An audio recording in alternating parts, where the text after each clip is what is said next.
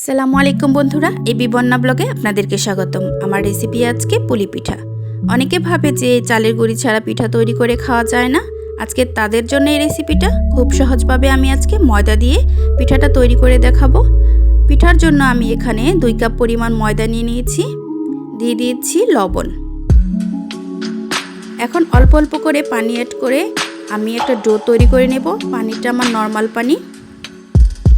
এই তো ডোটা তৈরি করে নিচ্ছি আমি। আমার ডোটা প্রায় কমপ্লিট হয়ে গেছে, এটাকে রেস্টে রেখে দিচ্ছি। এখন তৈরি করতে যাচ্ছি পুর। এই নারকেলের পুরের জন্য আমি পরিমাণ মতন তেল দিয়ে নিয়েছি কড়াইতে। এখানে চাইলে আপনার বাটার কিংবা ঘি দিতে পারেন। দিয়ে দিচ্ছি ফ্রেশ নারকেল কোড়ানো।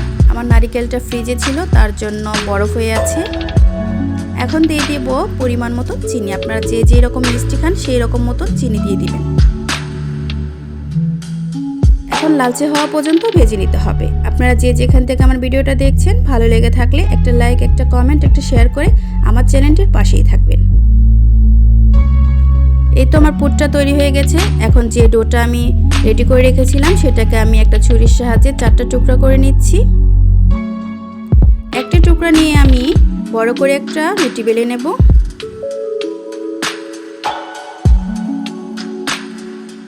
রুটিটা বেলা হয়ে গেলে আমি একটা বক্সের মোটকা দিয়ে আমি এটাকে একটা গোল করে একটা রুটি তৈরি করে নেব।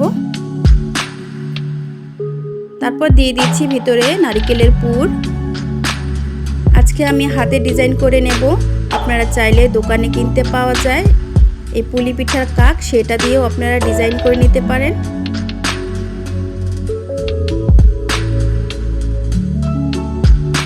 এখন একটা কাঁটা চামচের সাহায্যে আমি ডিজাইনটা করে নেব।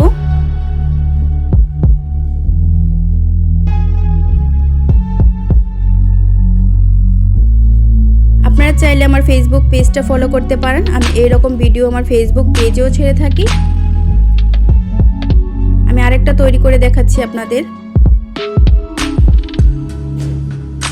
এখনও যারা আমার চ্যানেলটিকে সাবস্ক্রাইব করেনি তারা প্লিজ সাবস্ক্রাইব করে দিবেন, আর যারা অলরেডি সাবস্ক্রাইব করে দিয়েছেন তাদেরকে অসংখ্য ধন্যবাদ। এই তো পিঠাগুলি একে একে সব তৈরি করে ফেলেছি। এখন আমি যাব ভাজতে। একটা তেলের কড়াইতে আমি তেল বসিয়ে দিয়েছি, তেলটা গরম হয়ে গেছে। এখন একে একে পিঠাগুলো ছেড়ে দিচ্ছি। এক পিঠ হয়ে গেলে আমি আরেক পিঠ উল্টে দেব।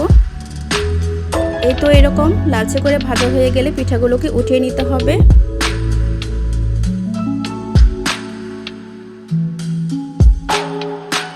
আমার সবগুলো পিঠা ভাজা হয়ে গেছে, এখন আমি উঠিয়ে নিচ্ছি, সবগুলোকে সার্ভ করে দেখাচ্ছি। দেখুন আমার পিঠাটা কতটা সুন্দর হয়েছে। আপনারা চাইলে বাসায় একবার ট্রাই করে দেখতে পারেন। শীতের সময় পিঠা খাবো না তা কি কখনো হয়? এরকম করে খুব সহজভাবে আপনারা পিঠাগুলো তৈরি করে নিতে পারেন। আজকে এই পর্যন্ত, আবার কোনো নতুন ভিডিও নিয়ে আসবো। আল্লাহ হাফেজ।